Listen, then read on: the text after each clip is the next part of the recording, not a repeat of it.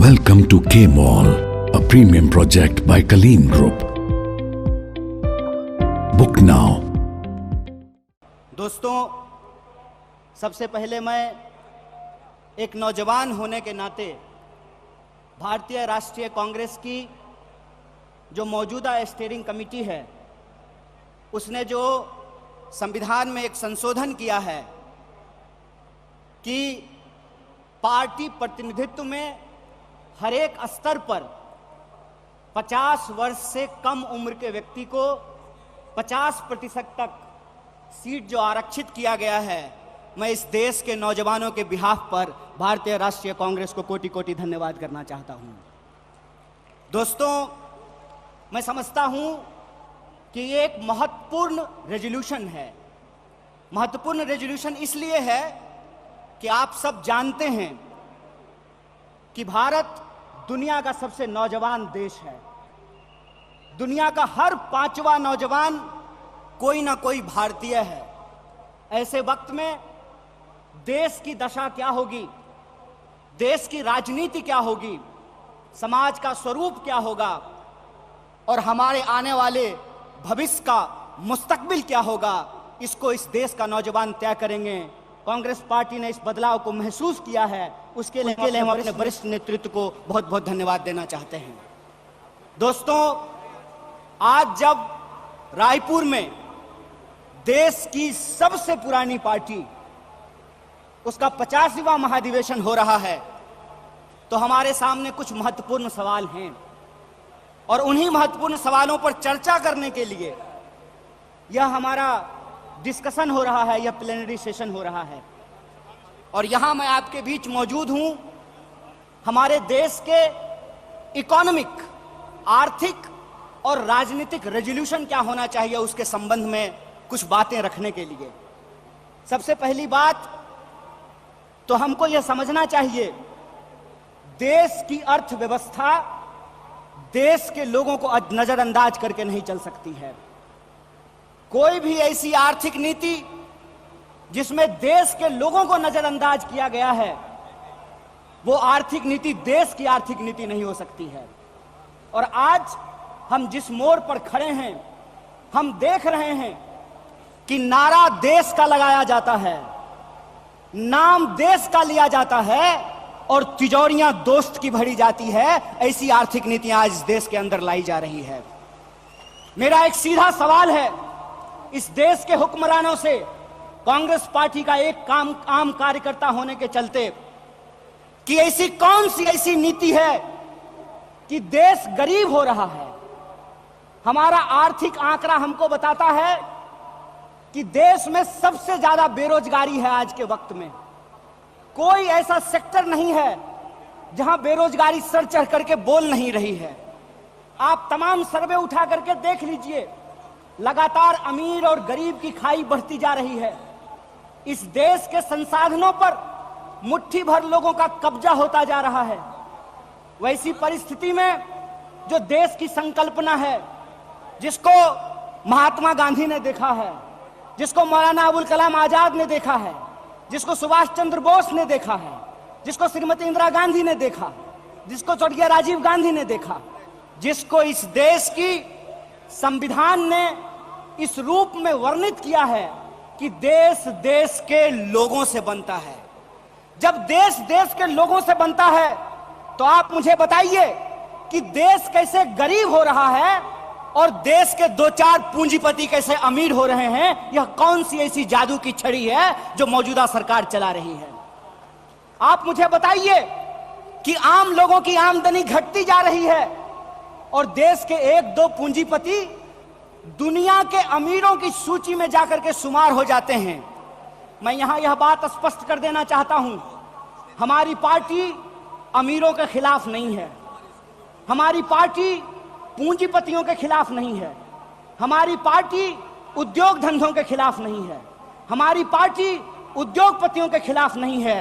लेकिन हम ऐसा देश नहीं चाहते हैं जहां आम लोगों के पास रोटी नहीं हो और प्रधानमंत्री के पास चलने के लिए 8,500 करोड़ का विमान हो। हम ऐसा देश नहीं चाहते हैं कि इस देश के आम लोगों के हाथ में शिक्षा नहीं हो, कलम नहीं हो, स्लेट नहीं हो, कंप्यूटर नहीं हो, मोबाइल नहीं हो, और इस देश की जो सरकारी संपत्तियां हैं, बीएसएनएल के बारे में क्या कहा गया? बीएसएनएल के बारे में कहा गया, बीएसएनएल का मतलब होता है भाई साहब नहीं लगेगा। अरे भाई साहब नहीं लगेगा तो आप मुझे बताइए कि जियो धन धनाधन कैसे करेगा? यह सवाल आज इस देश के सामने खड़ा है। सरकार क्या करेगी?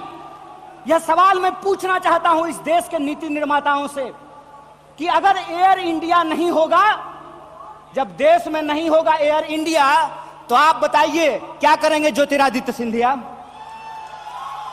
जब एयर इंडिया नहीं होगा, जब रेलवे नहीं होगा, जब बीएसएनएल नहीं होगा, तो मैं कहता हूं कि इस देश में मंत्री की क्या जरूरत है? जब देश में जनता नहीं होगी तो फिर इस देश में सरकार की क्या जरूरत है? जब देश में स्कूल नहीं होगा, अस्पताल नहीं होंगे, सड़कें नहीं होंगी, तो आप मुझे बताइए कि फिर संसद की क्या जरूरत है? इस देश की जो पूरी की पूरी संकल्पना है, उस संकल्पना को आज एक बार फिर से कांग्रेस के राष्ट्रीय महाधिवेशन में पुनर्विचारित करने की जरूरत है। देश का मतलब होता है देश में रहने वाले लोग। डीडी नेशनल पर एक कार्यक्रम आया करता था, नेहरू जी की किताब है डिस्कवरी ऑफ इंडिया।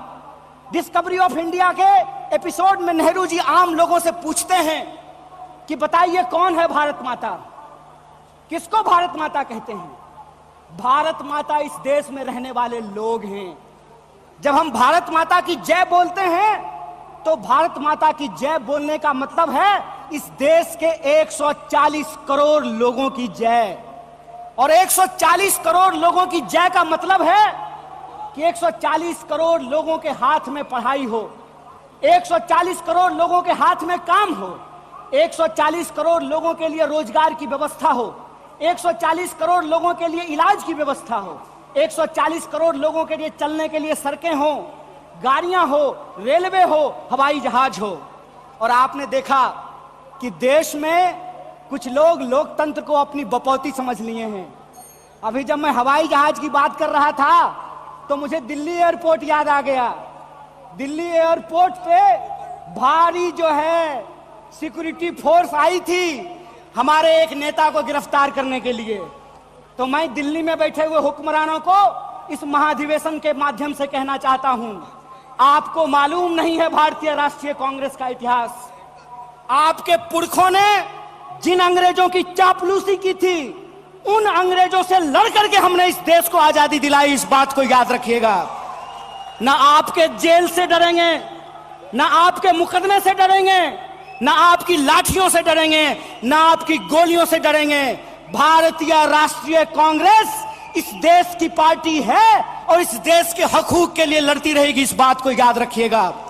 और आज के समय में जो आर्थिक लूट की नीतियां चल रही हैं कि प्राइवेटाइजेशन ऑफ प्रॉफिट और सोशलाइजेशन ऑफ लॉस, फायदा होगा तो अदानी का और नुकसान होगा तो एलआईसी का, ये हम नहीं चलने देंगे। इस बात को आप याद रखिएगा।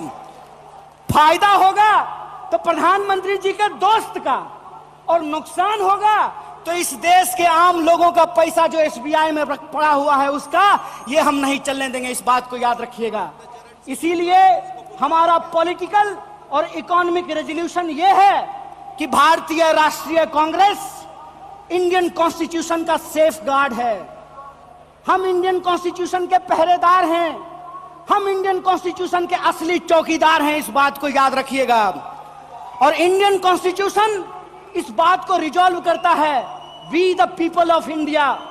और यह जो we the people of India है, इसमें इस देश में रहने वाले वो तमाम लोग, चाहे हिंदू हो, मुसलमान हो, सिख हो, ईसाई हो, जैन हो, पारसी हो, बुद्धिस्ट हो या वैसे भी लोग जो किसी धर्म को नहीं मानते हैं, वो सब भारत के लोग हैं। और उनके हकूक के लिए, उनके अधिकार के लिए, कल्याणकारी राज्य की अवधारणा को बचाए रखने के लिए भारतीय राष्ट्रीय कांग्रेस संघर्ष करेगी। और यही जो पॉलिटिकल रेजोल्यूशन है कि हम देश के लोगों के बुनियादी सवालों के लिए रोजी रोटी, कपड़ा, मकान, शिक्षा, स्वास्थ्य, सड़क, बिजली, पानी और इस देश के संविधान के लिए संघर्ष करते रहेंगे। इसी आशा और उम्मीद के साथ आप तमाम सम्मानित मंच और आप तमाम प्रतिनिधियों का एक बार पुनः स्वागत करते अपनी बात को खत्म करूंगा।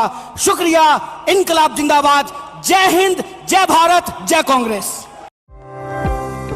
Welcome to K Mall, a premium project by Kaleen Group. Book now